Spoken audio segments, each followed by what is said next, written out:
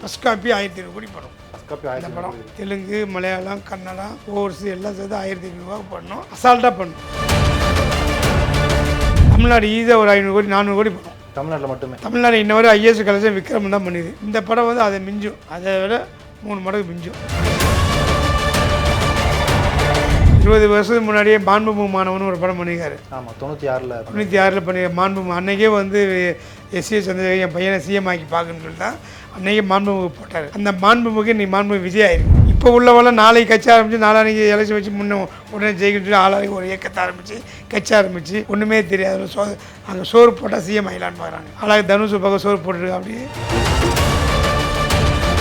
தனுஷ் இப்போ பண்ணியிருக்கிறது ஒரு அரசியல் நகர்வுக்காக தான் பண்ணியிருக்காரு. எல்லாம் விஜய் வந்துட்டார், சிஎம் ஆகிட்டார், கட்சி வச்சு இயக்கத்தாச்சு 2 வருஷத்தில். அப்புறம் திடீர்னு இவங்க இந்த மாதிரி ஆரம்பித்தா இது வந்து அது போராமையின் அடிப்படையாக பாலியல் ஒரு இது சுத்தமாக கிடையாது. நடந்து தான் சார் இருக்காங்க. அதெல்லாம் எங்கே ஏதாவது ப்ரூவ் பண்ணுங்கள். மற்றபடி முதல்ல திமுக ஆட்சியில் இருந்த பாலியலோ இல்லை வந்து கஞ்சா பழக்கமோ இல்லை மது குடிச்சு ரோட்டில் கிடக்கிறதோ அது எதுவுமே இப்போ இல்லையே. ஆட்சியும் குறை சொல்கிற மாதிரி இல்லை, மக்களுக்கு எந்த குறைபாடும் கிடையாது. நாட்டு நடப்பும் வந்து நல்ல மென்மேலும் வளர்கிற மாதிரி தான் போயிட்டு இருக்கே தவிர தேட்டருக்கார எதை விரும்புகிறாலும் அதை தான் போடுவான். மக்கள் ஆடியன்ஸ் ஒன்று இருக்காங்க, சினிமா ஆடியன்ஸ் ஒன்று இருக்காங்க. ரெண்டும் சேர்ந்து இந்த படத்துக்கு வரும்போது எந்த படம் வந்தால் ரிலீஸ் பண்ண முடியாது, தேட்டர் தர மாட்டான். ஜேசன் சஞ்சயோடைய சிக்மா திரைப்படம் அது ஜூலை 31 சொல்லியிருந்தாங்க. இப்போ அந்த படமும் போஸ்ட்பான் ஆகிறதுக்கு வாய்ப்பு இருக்கா? இல்லை, வரல, தள்ளிட்டாங்களா, அவங்க ஆகஸ்ட் போயிட்டாங்களா. எந்த படம் வந்தால் ஜனநாயகம் பாதிப்பு கிடையாது. என்ன ஒன்று தேட்டருக்காரன் வந்து இதான விரும்புவான். இது படத்தோட வசூலையும் ஒரு விதத்தை பாதிக்கும் தான் சார். ஏன்னா விஜயோடைய ஃபேன்ஸ் அப்படின்னாலே குழந்தைங்க, இவங்க பார்த்தாலே வசூல் பெரிய பாதிப்பு இருக்காது. இவங்க வந்து ஏ சர்டிஃபிகேட்னா ஒன்று வந்து ஆச்சி மசாலா. எந்த சமையலும் ருசி தேடும் ரகசியம் 20 ரூபாய். Sundaram home, Sundaram finance group. உங்கள் கனவு வீட்டினை சொந்தமாக்கிக் கொள்ளுங்கள். மாத சம்பளம் பெறுபவர்கள் மற்றும் தொழில் நிபுணர்களுக்கும் அவரவர் தேவைக்கேற்ப வீட்டுக்கடன் திட்டங்கள். குமுதம் நேயர்களுக்கு வணக்கம். நான் உங்கள் ரஞ்சித். நடிகராக இருந்து இப்போ முதலமைச்சராக இருக்கக்கூடிய முதல்வர் விஜய் அவர்களுடைய கடைசி திரைப்படமான ஜனநாயகன் திரைப்படம் வர 23ஆம் தேதி ரிலீஸ் ஆக போகுது அப்படிங்கிறத அஃபிஷியலாக அறிவிச்சிட்டாங்க. ஸோ இந்த படத்துக்கான பிஸ்னஸ் எப்படி நடக்க போகுது, இந்த படத்துக்கான டிக்கெட் ப்ரைஸ் இதெல்லாம் எப்படி இருக்க போகுது, எவ்வளோ வசூலிக்கும் அப்படிங்கிறத பேசுகிறதுக்காக தயாரிப்பாளர் மற்றும் டிஸ்ட்ரிபியூட்டர் டிஆர் ரமேஷ் நம்மளோட இருக்காரு. வணக்கம் சார். எப்படி இருக்கீங்க சார்? நல்லா இருக்காங்க. அதாவது நடிகர் விஜயா இருந்தவர் இப்போ முதல்வர் விஜயா இருக்காரு. அவருடைய கடைசி திரைப்படம் அவர் முதலமைச்சர் ஆன பிறகு இப்போ ரிலீஸ் ஆகுது 23ஆம் தேதி. கிட்டத்தட்ட ஒரு 7 மாதத்துக்கு பிறகு ஜனவரியில் ரிலீஸ் பண்ணதாக அறிவிச்சிருந்தாங்க. பல பிரச்சனைகள் சிக்கல்களை தாண்டி ஒரு 7 மாதத்துக்கு பிறகு இப்போ 23ஆம் தேதி ரிலீஸ் ஆக போகுது. இந்த ரிலீஸ் எப்படி இருக்க போகுது, இதுக்கான பிஸ்னஸ்லாம் எப்படி பண்ணிட்டு இருக்காங்க? இந்த ரிலீஸ் வந்து படத்தை பொறுத்த வரைக்கும் என்னென்னா மிகப்பெரிய அமர்க்கலமான ஓப்பன் இருக்கும். அன்றைக்கி சொன்னது தான் பொங்கலுக்கு வர வேண்டிய படம் இது. பொங்கலில் 15 நாள் லீவு, 12 நாள் லீவுக்கு எதிர்பார்த்த படம் இன்றைக்கி வந்து லீவு முடிஞ்சு இன்றைக்கி வந்து ஜூலை 23 ரிலீஸ் ஆகுது. அந்த லீவு இப்போ எதிர்பார்க்குறாங்க இந்த படத்தின் மூலமாக. ஸோ அதனால் வந்து டபுள் கலெக்ஷன் இருக்கும் இந்த வாட்டி. Double collection. ஏன்னா முதல் நடிகர் விஜய் ஒன்று, இப்போ சிஎம் விஜய் ஒன்று. நடிகர் விஜய்க்கே ஒவ்வொரு அலம்பல் இருக்கும், சிஎம் விஜய் சொல்லவே தேவையில்லை. மக்கள் கொண்டாடுவாங்க, மிகப்பெரிய ஓப்பனிங் இருக்கும், மிகப்பெரிய வரவேற்புக்கு, மிகப்பெரிய சக்ஸஸ் ஆகும். அதில் எந்த டவுட்டும் கிடையாது. படமும் வேறு லெவல் வந்திருக்கு. அந்த படம் எஸ்என்சார்லேயும் கீப்பில் சொன்ன ரிப்போர்ட்டு படம் எக்ஸ்ட்ரானரியான படம், வேறு லெவல் படம் அந்த படம். அதான் இந்த படத்தை பொறுத்த வரைக்கும் அவங்க ஓன் ரிலீஸ் பண்ணுறாங்க. கேவிஎனே ஓன் ரிலீஸ், உலகம் ஃபுல்லாக own release, not for sale. போன வாட்டி படத்தை விற்றுருந்தாங்க, அதனால் வந்து விற்றதுனால டிஸ்ட்ரிபியூட்டர் பதில் சொல்லணும், தேட்டருக்கு பதில் சொல்லணும், கேவிஎனுக்கு பதில் சொல்லணும். இந்த வாட்டி வந்து அந்த வேலை பண்ணலை. அவங்க உலகமெங்கும் ஓன் ரிலீஸ் பண்ணுறாங்க. பட் பையர்த்தை கொடுத்து தான் பண்ணுறாங்க, பையர்கிட்ட காசு வாங்கலை. ஓகே. போன வாட்டி காசு வாங்கியிருந்தாங்க. ஏரியா 10 கோடி 12 கோடி 15 கோடி 7 கோடி 8 கோடின்னு ஏரியா வயசாக கூட்டுற வயசாக விலை பேசி கொடுத்தாங்க. அதனால் அன்றைக்கி வந்து அந்த படத்துக்கு வந்து தேட்டருக்காரர் எதிர்பார்த்தாங்க, டிஸ்ட்ரிபியூட்டர் எதிர்பார்த்தாங்க, அமௌண்ட்டு பெரிய டிக்கெட் ரேட்டு பெருசாக போடலாம் அப்படின்னு எதிர்பார்த்தாங்க, ஷோ நிறையா ரைஸ் பண்ணலாம்னு சொல்லி எதிர்பார்த்தாங்க. பட் இன்னைக்கு எதுவுமே அது தேவையில்லை. அது இல்லாமலே அந்த கலெக்ஷன் மிஞ்சும். ஓகே. கேவின் எல்லா டிஸ்ட்ரிபியூட்டரும் வந்து ஸ்ட்ரெயிட் நேரடி தொடர்பில் கமிஷன் பேஸில் கொடுத்துருக்காங்க. காசு வாங்காமல் 10% 5% கமிஷன். ஆனால் இதை ஷோ எப்படி சார் பிளான் பண்ணுவாங்க? ஸ்பெஷல் ஷோ எதுவும் இருக்குமா? ஸ்பெஷல் ஷோ வந்து போடுறதுக்கு உண்டா. ஏன்னா இப்போ எந்த புது படம் ரிலீஸ் ஆனாலும் ஸ்பெஷல் ஷோ போடலாம். படம் வியாழக்கிழமை வருது பொழுது, வியாழன் வெள்ளி சனி ஞாயிறு 4 நாள் வந்து 6 ஷோ 5 ஷோ போடலாம். அது பர்மிஷன் இருக்குது. பட் அந்த நேரத்தில் வந்து அது மக்களுடைய நெருக்கடியை பார்த்து ஷோ போடலாமா, இல்லை இந்த 4 ஷோவில் கண்டினியூ பண்ணலாமான்னு அது வந்து மண்டே டியூஸ்டே மேலே தான் முடிவு பண்ணுவாங்க. Okay sir. ஏன்னா இந்த படம் வந்து ஒரு மிகப்பெரிய எதிர்பார்ப்பில் இருக்குது. படம் என்ன தான் பைரசியில் ரிலீஸ் ஆயிருந்தாலும் யார் பாதி பேர் பார்த்துட்டாலும் தேட்டரில் இந்த படத்தை பார்த்து கொண்டாடணும், நடிகர் விஜய்க்கு வந்து ஒரு ட்ரிபியூட் கொடுக்கணும் அப்படின்னு எல்லாருமே ஆவலாக காத்துட்ருக்காங்க. இன்னொரு மிக முக்கியமான கேள்வி, இந்த படம் எவ்வளோ வசூலிக்கும் அப்படிங்கிறது. தமிழ் சினிமாவுடைய முதல் 1000 கோடி வசூலாக இது இருக்குமா அப்படின்ற ஒரு டாக்கும் போயிட்டுருக்கு. நீங்கள் என்ன நினைக்கிறீங்க, எவ்வளோ வசூலிக்கும் இந்த படம்? இல்லை அதெல்லாம் படத்தை பொறுத்தவரை என்ன முதல்வர் விஜய் நடிகர் விஜயாக இருக்கும்போது இந்த படம் 500 கோடி 1000 கோடி பண்ண சொல்லணும். இப்போ முதல்வர் விஜயாக இருக்கும்போது இப்போ 2 பக்கம் 2 ஆடியன்ஸ் இருக்காங்க. சிஎம் ஒரு ஆடியன்ஸ் இருக்குது, நடிகர் விஜய்க்கு ஒரு ஆடியன்ஸ் இருக்காங்க. இது 1500 ரூபா பண்ணும். ஃபஸ்ட் காப்பி 1500 கோடி பண்ணும். ஃபஸ்ட் காப்பி 1500 கோடி. ஃபஸ்ட் காப்பி 1500 கோடி பண்ணும். தெலுங்கு, மலையாளம், கன்னடம், தமிழ்நாடு, ஓவர்ஸ் எல்லாம் சேர்த்து 1500 ரூபா பண்ணோம். அசால்ட்டாக பண்ணும். அந்த லீவில் அந்த நேரத்தை சொன்னோம். இப்போ லீவே கிடையாது. சாதாரணமாக நார்மல் டேஸ் தான். நார்மல் டேஸில் டபுள் மடங்கு கலெக்ஷன் பண்ணோம். ஓகே. இத்தனைக்கும் அப்போ வந்து டிக்கெட் ரொம்ப ஜாஸ்தி. பொங்கல் டைமில் வந்து தான் எவ்வளோ வேணால் டிக்கெட் போடலாம். அப்போ அந்த திமுக பீரியடு அது வந்து அவங்க ரிலீஸு. அப்போ வந்து எவ்வளோ வேணால் ஷோ போடலாம், எவ்வளோ வேணால் டிக்கெட் ரேட் ஏற்றிக்கலாம். அதனால் அன்றைக்கி ரேஞ்சு அவ்வளோ கலெக்ஷன் சொன்னோம். இன்றைக்கி அந்த டிக்கெட் ரேட்டு கிடையாது. ஆனால் இந்த இருக்க டிக்கெட் ரேட்டுக்கு இந்த படம் சாதாரணமாக ஃபஸ்ட் காப்பி 1500 கோடி பண்ணும். அடிக்கும். தமிழ்நாடு ஈஸியாக ஒரு 500 கோடி 400 கோடி பண்ணும். தமிழ்நாட்டில் மட்டுமே. தமிழ்நாடு மட்டும் 400 கோடி பண்ணும். தமிழ்நாடு இன்ன வரை ஐஏஎஸ் கலெக்ஷன் விக்ரம் தான் பண்ணிது. விக்ரம்னு ஒரு படம், கமல்ஹாசன் லோகேஷ் கனகராஜ் படம். அதுதான் ஃபஸ்ட்டு தமிழ்நாட்டில் 130 கோடி ரூபா ஷேர் கமல்ஹாசன் கைக்கு போனது. படம் கலெக்ஷன் பண்ணது 200 கோடி ரூபா பண்ணிச்சது படம். 200 கோடி கலெக்ஷன் பண்ணி கமிஷன் போக, கவர்மெண்ட் டேக்ஸி போக, தேட்ரு லாபம் போக, டிஸ்ட்ரிபியூட்டர் கமிஷன் போக அந்த படம் வந்து கமல்ஹாசனுக்கு போனது 120 கோடி ரூபா, 130 கோடி அசலாக கைக்கு போச்சு. அசல் நெட் கலெக்ஷன் ஷேர் அது. இந்த படம் வந்து அதை மிஞ்சும், அதை விட 3 மடங்கு மிஞ்சும். இன்னொரு பக்கம் இந்த 2026 இந்த ஆண்டு ஆரம்பிச்சதுலேருந்து தமிழ் சினிமாவுக்கு ஒரு மிகப்பெரிய நடிகர்களுடைய படங்கள் எதுவும் ரிலீஸ் ஆகலை. கருப்பு மட்டும்தான் சூர்யா சார் படம் ரிலீஸ் ஆச்சு. ஒரு 300 கோடி கிட்ட கலெக்ட் ஆச்சு அப்படின்னு சொன்னாங்க. இப்போ தியேட்டர் ஓனர்கள் மத்தியில் இந்த படம் எவ்வளோ ஒரு உற்சாகத்தை கொடுத்துருக்குன்னு நினைக்கிறீங்க? இல்லை அதெல்லாம் பயங்கரமான உற்சாகத்தை, டிஸ்ட்ரிபியூட்டர் சரி தேட்டருக்காரர் சரி எல்லாருமே பயங்கரமான உற்சாகத்துக்காக. இன்னொன்று திமுக ஆட்சி இல்லை, அதனால் இந்த படத்துக்கு வந்து இன்னும் வந்து வரவேற்பு சரி, எதிர்பார்ப்பு சரி, மக்கள் மனநிலையும் சரி ரொம்ப பெருசாக இருக்குது. அதனால் வந்து எல்லா ஊருமே வேறு படமும் இல்லை, அது கூட வரல. இந்த ஒரு படம் மட்டும் தான் சிங்கிளாக வருது. இந்த வருஷம் வந்து எல்லா ஒரு 15 படம் ஹிட் ஆகிருக்கு. இந்த வருஷம் கிங்கர்ராஜ் படம், ஆமாம், யூத்து, அது மாதிரி நல்ல பெரிய படம் தான்.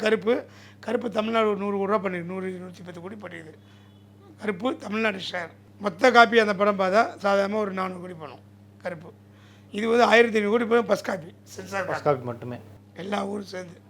ஸோ படத்துக்கு பெரிய எதிர்பார்ப்பு இருக்குது.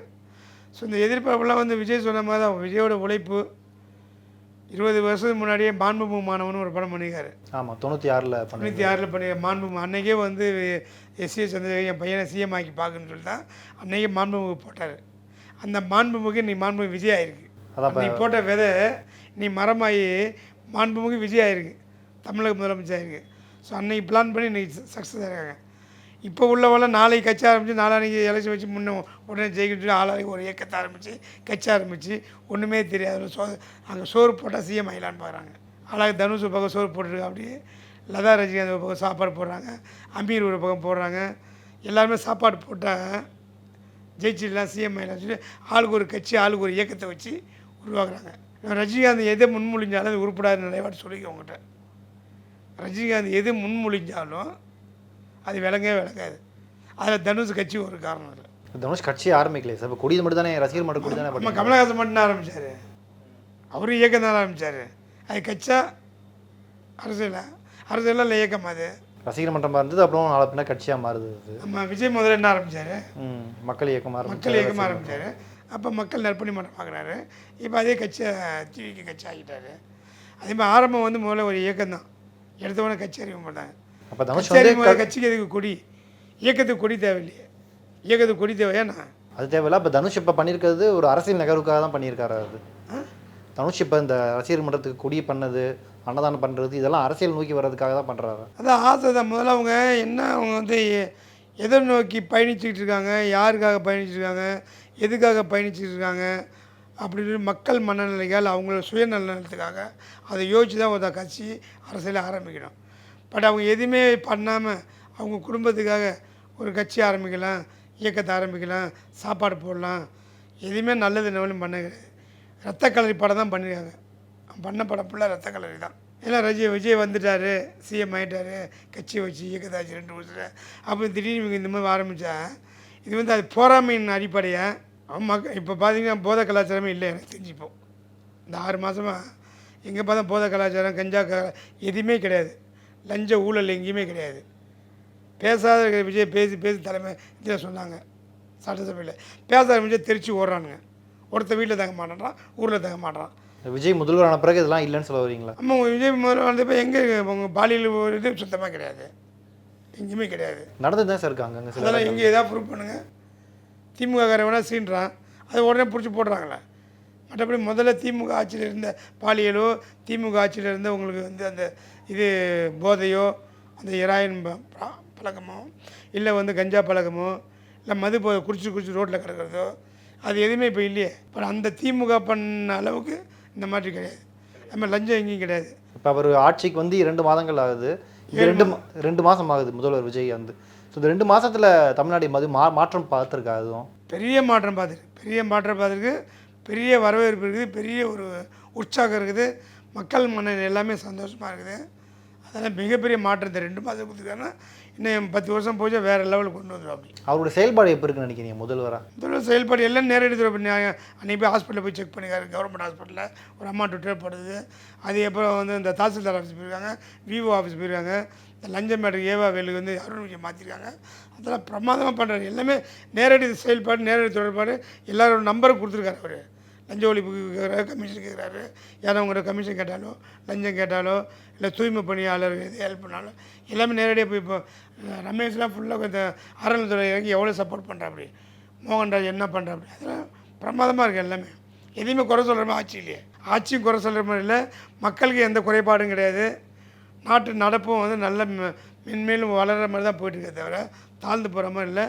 இன்னும் ஊழல் என்பதே இல்லையே. இப்போ திமுககாரன் பண்ண அத்தனை ஊழல் நோண்டி எடுக்கும்போது ஒவ்வொருத்தர் ஏன் தெரிச்சு ஓடணும், பேச ஆரம்பிச்சு ஓடணும். இல்லை இன்னும் அவருடைய ஆட்சி வந்து ஒரு சினிமாத்தனமாக இருக்குது, ஒரு நடிகர் மாதிரி தான் பேசிகிட்டு இருக்காரு, விமர்சனங்கள்லாம் வைக்கப்படுது அவர் மீது. அது என்ன ஒன்று, உங்களுக்கு அந்த உச்ச நட்சத்திரன்ற ஒரு பவர் இருக்குல்ல, அது மறைஞ்சால் தான் ஒரு சினிமாக்காரில் அரசியல்வாதி தெரியும். அதுவே மறையிலையே. இன்னும் இது இப்போ தானே உச்சத்தில் இருக்குது. அப்படி உச்சத்தில் இருக்கும்போது சிஎம் பார்க்கும்போது சிஎம் ஆனதுனால அது மறைஞ்சால் தான் அந்த சிஎம்ன்ற ஒரு இதே வெளியே வரும். பட் அதே மறையலை. பட் அவர் சிஎம் லெவலில் உச்சத்துக்கு மேலே தான் பண்ணிகிட்ருக்காரு. அது ஆட்டோமேட்டிக்காக வந்து செய்ய தான் மாறும். ஜனநாயகம் வந்து முடிஞ்சு போச்சுன்னா அப்போ சினிமாக்காரன் கிடையாது. அவர் ஜனநாயகம் முடிகிற வரைக்கும் இப்படி தான் இருக்கும். அப்போ நடிகராக தான் பார்ப்பாங்க அவர். ஜனநாயகம் வர வரைக்கும் அவர் நடிகர் தான். ஜனநாயகம் வந்து ரிலீஸ் ஆகி ஓடினது அப்புறம் தான் அந்த சினிமா விட்டு ஒதுக்கிட்டு அதே போல் நாட்டுடைய முதல்வர், மக்கள் முதல்வர், நம்மளில் ஒரு ஆள் அப்படின்ற ஒரு இது வந்து ஜூலை 23 மேலே தான் மாற்றம் வரும்.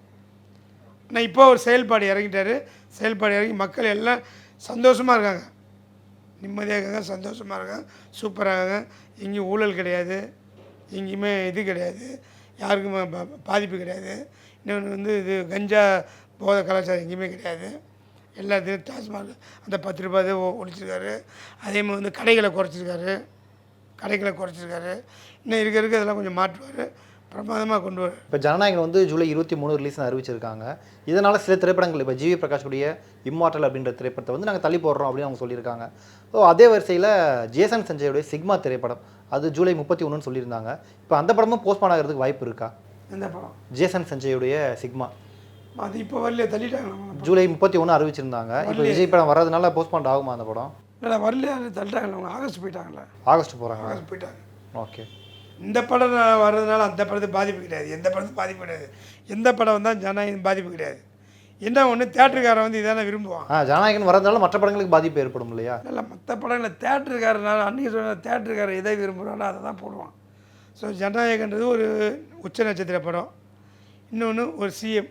இப்போது அப்போ 2 ஆடியன்ஸ் இருக்காங்க. மக்கள் ஆடியன்ஸ் ஒன்று இருக்காங்க, சினிமா ஆடியன்ஸ் ஒன்று இருக்காங்க. சினிமா ரசிகர்கள் ஒரு கூட்டம் இருக்குது, மக்கள் ரசிகர்கள் ஒன்று இருக்காங்க. 2 சேர்ந்து இந்த படத்துக்கு வரும்போது எந்த படம் வந்தால் ரிலீஸ் பண்ண முடியாது. தேட்டர் தர மாட்டான். தேட்டருக்காரன் மன்னல் தான். படம் எது ஒன்றா வரலாம், பட் தேட்டருக்காரன் ஒத்துக்க மாட்டாங்க. தேட்டருக்காரன் முடிவு பண்ணுறது தான், ப்ரொடியூசரோ நடிகரை முடிவு பண்ணுறது கிடையாது. ஏன்னா 8 மாதம் இந்த படத்தை வெயிட் பண்ணாங்களா, அவன் 2 வாரம் தான் தள்ள போகிறாங்க. இந்த மாதிரி 8 மாதம் தேட்டருக்காரன் வெயிட் பண்ணுறான்ல, அப்போ 8 மாதத்தில் வந்து ஒரு ஆர்டிஸ்ட் படம் அஜித் படம் வரல, கார்த்திக் படம் வரல, சிம்பு படம் வரல, அப்புறம் தனுஷ் படம் வந்து சரியாக ஒன்றும் போகலை, காரான்னு ஒரு படம், சூர்யா படம் வந்து களை கட்டுச்சு. பட் இது வந்து ஆல்ரெடி ஏற்கனவே வெயிட்டிங் படம் தான். இது வெயிட்டிங் படம்னா இன்னும் வந்து வேறு ஒரு லெவலில் இருக்குது. படம் எதுவுமே ட்ரிம் பண்ணல, எதுவுமே கட் பண்ணல. சென்ட்ரல் கவர்மெண்ட் அன்றைக்கி என்ன ஒத்துக்குச்சு அது இன்றைக்கி இருக்குது. ஸ்டேட் கவர்மெண்ட் அன்றைக்கி தடை போட்டது. ஸ்டேட் கவர்மெண்ட் இவங்களா இருக்கிறனால அன்றைக்கி யூஏ சர்டிஃபிகேட் கேட்டாங்க. யூஏ தர முடியாது, ரிசர்வ் கமிட்டி டெல்லிக்கு அனுப்புனாங்க, பாம்பேக்கு அனுப்புனாங்க. அங்கேயும் வந்து அவங்க வந்து போஸ்ட் பண்ணாங்க, சென்சார் தர முடியும், ஃபுல்லாக ட்ரிம் பண்ணு. இவன் என்ன பண்ண எதுவுமே ட்ரிம் பண்ண வேணாம், படத்தை அப்படியே கொடுனாங்க. அப்படியே கொடுத்தா அவங்க ஏ சர்டிஃபிகேட் தான் தருவாங்க. ஏ சர்டிஃபிகேட் கொடுத்தாங்க. ஏ சர்டிஃபிகேட் கொடுத்தா என்னன்னா அந்த 18 வயசு 20 வயசு உள்ள போகணுன்னா அலோடு கிடையாது. பட் அந்த ஆடியன்ஸ் படம் கிடையாது, முழுக்க மக்கள் விழிப்புணர்வு படம் தான். இல்லை, ஆனால் அங்கே ஒரு சந்தேகம் வரும் சார். ஏன்னா விஜய் அவர்களுக்கு குழந்தைகளில் பெண்கள் அப்படின்னு நிறைய ஃபேன்ஸ் இருக்காங்க.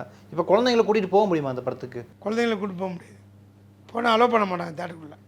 ஏ சர்டிஃபிகேட் கொடுத்துருக்காங்கல்ல, அது ஏ சர்டிஃபிகேட்னா ரத்த கலரு, டயலாகு, அதேமாதிரி ஆக்ஷன் படம் ஃபுல்லாக எமோஷன் ஆக்ஷன் படம் தான். இது படத்தோட வசூலையும் ஒரு விதத்தை பாதிக்கும்ல சார்? ஏன்னா விஜயோடைய ஃபேன்ஸ் அப்படின்னாலே குழந்தைங்க பெண்கள் தான் அப்படின்னு இருக்கும்போது குழந்தைங்களை உள்ள விடாமல் இருக்கும்போது வசூல் ஆட்டோமேட்டிக்காக குறையும்ல? அது அதெல்லாம் வசூல் குறையும். இது வந்து இப்போ என்ன ஒரு இப்போ இன்றைக்கி இருக்கிறது வந்து எல்லாமே அவர் வந்து 2 ஆடியன்ஸ் இருக்காங்க. ஒன்று நடிகர் ரசிகலாம் ஒரு ஆடியன்ஸு, இன்னொன்று மக்கள் ஆடியன்ஸு. இவங்க பார்த்தாலே வசூல் பெரிய பாதிப்பு வராது. நீ வந்து ஏ சர்டிஃபிகேட்னா ஒன்று வந்து யூத்து தான் பார்க்குறேன், சினிமாக்காரன் தான், பசங்க தான் பார்க்கணுன்னா உங்களுக்கு பாதிப்பு வரும். அது இது என்ன யூஏ சர்டிஃபிகேட்னா குழந்தைங்களாம் வந்து பார்த்துட்டு நல்லா கலெக்ஷன் ஆகணும். பட் அந்த கலெக்ஷன் அவனுக்கு வந்து மக்களாக இருக்கிறாங்கல்ல, ரசிகரை தாண்டின ஒரு மக்கள் இருக்காங்கல்ல, மக்கள் எல்லாமே குழந்தை கிடையாதுல்ல. இன்னொன்று பார்க்கணும், இதில் பார்த்துக்கலாம், டிவியில் பார்த்துக்கலாம். ஓடிடி பிளாட்ஃபார்மில் வந்து சென்சார் மாறி வரும், திருப்பி யூஏ சர்டிஃபிகேட் பண்ணுவாங்க. படம் ரிலீஸுக்கு அப்புறம் யூஏ பண்ணி ஓடிடி டிவியில் வரும், அப்போ பார்த்துக்கலாம் சார். அதே மாதிரி இந்த டிக்கெட் விலை, அவர் நடிகராக இருக்கும்போது அவருடைய ரசிகர் மன்றத்திலேருந்து டிக்கெட்லாம் கொஞ்சம் அதிகமாக, ஒரு டிக்கெட் 500 1000 இப்படிலாம் விற்றாங்க அப்படின்னு விமர்சனம் வந்தது. இப்போ அவர் முதல்வர் ஆகிட்டார், இப்போ டிக்கெட் விலை எப்படி நிர்ணயிப்பாங்க? அதான் பொங்கலுக்கு படம் ரிலீஸ் ஆகும்போது 1000 1500 ஒரு டிக்கெட்டோட விலை எல்லாம் தேட்டரில் சொன்னாங்க, பேசியிருந்தாங்க. 1000 1500 ஒரு டிக்கெட்டு 2000 கூட போச்சு பொங்கலுக்கு. அது ஏன் போனேன்னா அந்த டைமில் வந்து லீவு ஒரு பக்கம், இன்னொன்று எல்லாருமே வந்து பெரிய விலை கொடுத்து வாங்கியிருந்தாங்க. ஏரியா 15 கோடி 20 கோடி 10 கோடி 30 கோடி ஏரியா வச்ச கோயம்புத்தூர், சேலம், திருச்சி, மதுரை, திருநெல்வேலி, செங்கல்பட்டு, நார்த் சவுத்துன்னு போட்டு எல்லாம் பெரிய பெரிய விலைக்கு விற்றனால அந்த டிக்கெட்டு அந்த ரேட்டுக்கு விற்றா தான் அந்த அமௌண்ட்டை கவர் பண்ண முடியும் அப்படின்னு சொல்லி அன்றைக்கி வந்து அது விட்டாங்க. பட் இன்றைக்கி வந்து அது இல்லை. நீங்கள் எல்லாம் சீட்டை அவங்க ஓன் ரிலீஸ் பண்ணதுனால அந்தந்த பேர்ட்டு பணம் வாங்காமல் தேட்டருக்கு என்ன ஆடியன்ஸ் கவுண்டர் டிக்கெட் தான், டிக்கெட்டுக்கு என்ன சீல் முத்திரை கவர்மெண்ட் முத்திரை உள்ள டிக்கெட் என்னவோ அதை கொடுத்து அது மூலம் வர வசூல் தான் கேவிஎனுக்கு போகணும். ஸோ பிளாக்ல டிக்கெட் விற்க மாட்டாங்க. பிளாக்ல டிக்கெட் விற்க மாட்டாங்க. Okay sir. பிளாக்ல டிக்கெட் விற்க மாட்டாங்க. விற்கக்கூடிய அளவுக்கு வந்து அவங்க விற்கலை, படத்தை விற்கலை பெரிய விலைக்கு. ஸோ அதனால் இது எல்லா ஊருமே வந்து அது சாத்தியம். படத்தை எடுத்து ரிலீஸ் பண்ணி நார்மல் டிக்கெட் என்னவோ அதை கொடுத்து அதில் வர இதில் தேட்டர் கலெக்ஷன், தேட்டர் வாடகை, அதுக்கப்புறம் டிஸ்ட்ரிபியூட்டர் கம்பெனி ப்ரொடியூசர் கேவினுக்கு கொடுக்கும். அப்படி விற்றாலே கேவினுக்கு 500 கோடி ஈஸியாக கிடைக்கும், பெரிய லாபம் கிடைக்கும். ஓகே சார், கருத்தில் பயந்துக்கு ரொம்ப நன்றி சார்.